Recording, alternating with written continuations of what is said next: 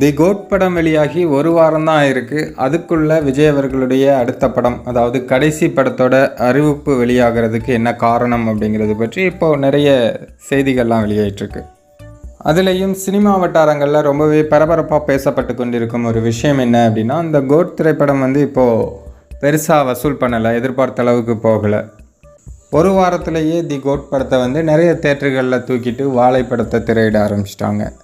So எதிர்பார்த்த அளவுக்கு response இல்லை அப்படிங்கிறதுனால இப்போ அந்த தோல்வி முகத்துடன் மாநாடு நடத்தினா சரியாக இருக்காது, இந்த விஷயத்தை மாற்றணும், அதனால் இன்னொரு விஷயத்தை நம்ம இறக்கணும் அப்படின்னா மக்கள் அதை பேசிட்டு இதை விட்டுருவாங்க, அதுக்கப்புறமா நம்ம மாநாடு நடத்திக்கலாம் அப்படிங்கிற மாதிரி ஒரு ஐடியாவில் தான் இப்போது அவசரமாக விஜய் அவர்களுடைய கடைசி படத்தோட அறிவிப்பை வெளியிடுறாங்களாம்.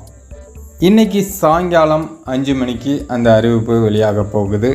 நேற்றே வெளியாகும் அப்படின்னாங்க, நேற்று வெளியாகலை, இன்றைக்கி வெளியாகுது அப்படின்னு சொல்கிறாங்க. தொடர்ச்சியாக விஜய்னாவுக்கு எல்லா படமுமே விமர்சன ரீதியாக பெரிய அடி வாங்கியிருக்கு. கடைசி படமாவது அவருக்கு நல்ல ஒரு வசூல் கொடுக்குற, நல்ல ஒரு பேர் எடுத்து கொடுக்குற படமாக இருக்கணும் அப்படின்னு இந்த நேரத்தில் இறைவனை வேண்டிக் கொள்கிறோம்.